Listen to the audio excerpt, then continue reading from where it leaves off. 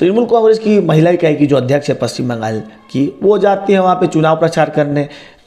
भारत एक लोकतांत्रिक देश है, कोई कहीं भी चुनाव प्रचार कर सकता है। आप लोग त्रिपुरा में उन पर जो है हत्या का मुकदमा दर्ज करवा देते हैं, क्यों ऐसा? नहीं, बिल्कुल सही है, कोई भी पार्टी के नेता कहीं भी जा कर के अपना चुनाव प्रचार कर सकता है। लेकिन आपने मीडिया के माध्यम से देखा होगा उन तस्वीरों को जिसमें साइनी घोष भीड़ को उकसा रही हैं, हिंसा को फैलाने के लिए उकसावा दे रही हैं, बढ़ावा दे रही हैं।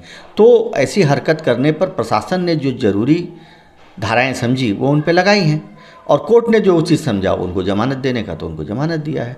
तो ये पूरा प्रशासनिक व्यवस्था है, हर आदमी को अपना अपना काम करना है। अच्छा, तो अब आते हैं इस विषय पर कि त्रिपुरा में जो निकाय चुनाव हो रहा है, कहीं ना कहीं आप लोगों को ऐसा लगता है कि तृणमूल जो है अपना पकड़ जमा रही है, और आप लोगों को तृणमूल से वामपंथी वहाँ पे गढ़ रहा है, वामपंथियों से ज़्यादा आपको तृणमूल से नुकसान है?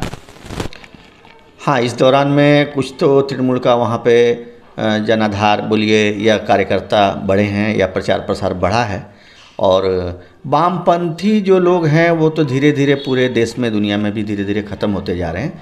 तो पश्चिम बंगाल में भी आपने देखा कि विपक्ष की भूमिका में बीजेपी आ गई, वामपंथी और कांग्रेसी यहाँ बहुत पीछे चले गए।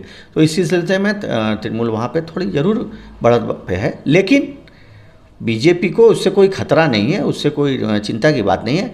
जितना प्रचार में वो लोग दिख रहे हैं उतना ज़मीनी धरातल पे है नहीं। अच्छा, एक प्रश्न और है, आपसे जानना चाहेंगे, बहिरागत, ये शब्द पहली बार हम लोगों ने पश्चिम बंगाल चुनाव में सुना था। बहिरागत बोल करके कोई शब्द था।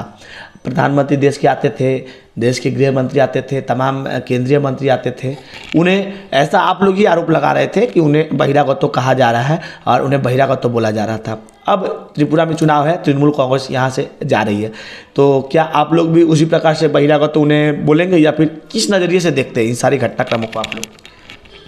नहीं, बिल्कुल भी बहिरागत तो उनको नहीं बोलेंगे। एक राजनीतिक दल की हैसियत से वहाँ चुनाव लड़ेंगे, वहाँ के स्थानीय लोग उसका साथ देंगे, और जो केंद्रीय नेतृत्व है टीएमसी का, अगर बंगाल में बेस है तो ममता बनर्जी हैं, अभिषेक बनर्जी हैं, इनके और बड़े नेता हैं, वो ज़रूर वहाँ जाएंगे चुनाव प्रचार के लिए, उनको जाना भी चाहिए। तो ये उनका लोकतांत्रिक अधिकार है, वो भी जाएंगे, उनको हम लोग कहीं भी बहिरागत नहीं बोलेंगे। और उन लोगों की पार्टी के नेताओं को भी सोचना चाहिए कि आइंदा से आने वाले चुनाव में जो पिछली बार उन्होंने गलतियाँ की कि अपने ही देश के नेताओं को अपने ही देश में बहिरागत बोला, वो उनको नहीं बोलना चाहिए। अच्छा, अब आते हैं राष्ट्रीय राजनीति पर।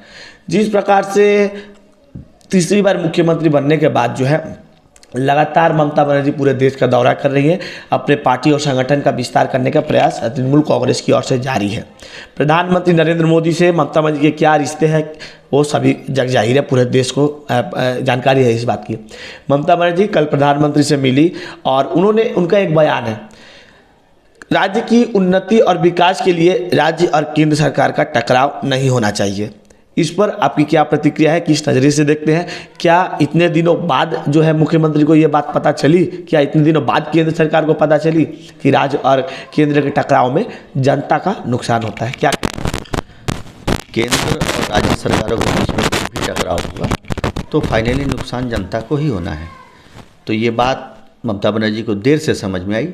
चलो, अगर अभी उन्होंने मुंह से कहा है, वास्तविकता में इस चीज़ को दिल से वो मानती भी हैं कि नहीं मानती हैं कि आज उनको राशन चालू करवाना था, गरीब अन्न कल्याण योजना का जो राशन बंद होने वाला था उसके रिक्वेस्ट के लिए गई थी कि इसको आगे बढ़ाया जाए, जिसको प्रधानमंत्री ने बड़ा दिल करके मान भी लिया और मार्च तक के लिए एक्सटेंशन भी कर दिया है, और राज्य को हर तरह से मदद देने का भी आश्वासन दिया है, भरोसा दिया है।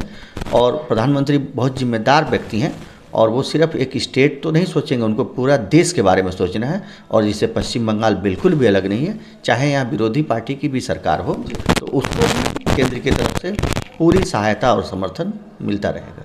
बहुत बहुत धन्यवाद आपका। नमस्कार। इस समय आप सुन रहे थे भाजपा नेता अशोक साहू को। जी हाँ, किसी भी राज्य की और राष्ट्र के विकास के लिए केंद्र सरकार और राज्य सरकार में टकराव अनुचित है।